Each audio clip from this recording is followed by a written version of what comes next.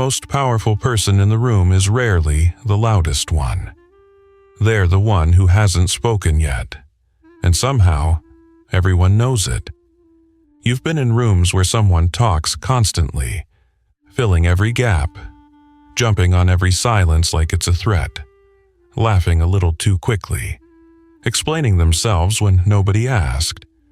And you felt it, didn't you? That low, subtle signal your brain picked up without being told. Something's off. This person needs you to like them. Now think about the other kind of person, the one who sits back, who listens when you speak, really listens, who pauses before answering, who isn't performing. You don't just respect them, you're drawn to them. You're slightly nervous around them, even if they've done nothing threatening. That's not a coincidence. That's your nervous system reading a signal thousands of years old. There's a guy, call him Marcus. Smart, ambitious, terrified of being ignored. Every time there was a meeting, Marcus talked. He had an opinion on everything. He interrupted to agree.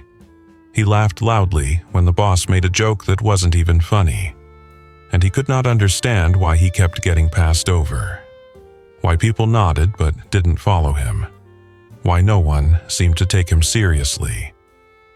Then, one month, something happened. His father got sick. Marcus went quiet, not deliberately. Grief just emptied him out. He stopped performing in meetings. He stopped filling silence. When someone asked his opinion, he'd pause, think, then say exactly what he meant. No cushioning, no approval seeking. People started asking him for his opinion, privately, like it meant something. He hadn't changed his intelligence. He hadn't changed his ideas. He had changed his relationship with silence. Here's what was actually happening to Marcus, and what happens to all of us. Psychologists call it self-monitoring behavior. High self-monitors constantly scan the room, adjust their behavior to manage how others perceive them. And while that sounds adaptive, it broadcasts one thing at a frequency everyone around you can feel. I need your approval to feel okay. And here's the brutal truth. Approval seeking triggers the opposite of respect. It triggers what researchers call status deflation.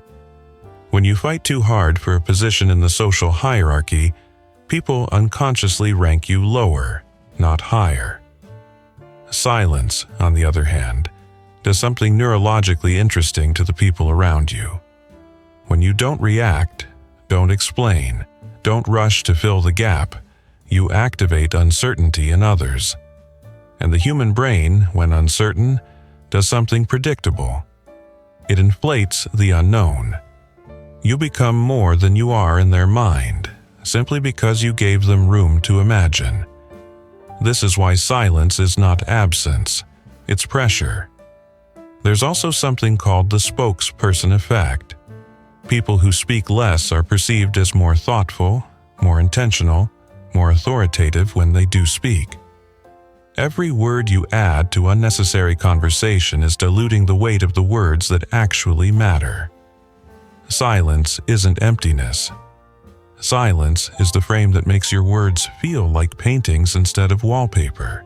The reason most people can't stay silent isn't social, it's psychological. Silence forces you to sit with yourself. And if you don't like who you are when nobody's watching, when nobody's laughing, when nobody's affirming you, silence feels like drowning. People talk to escape themselves. So the real work isn't learning when to shut up. It's becoming someone you can stand to be alone with. Someone whose identity doesn't collapse without an audience. When you do that work, when you stop needing the room to validate you, something shifts.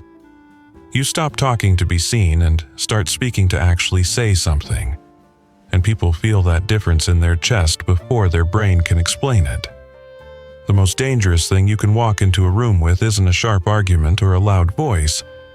It's the quiet confidence of someone who doesn't need the room at all. That's the silence that makes you dangerous.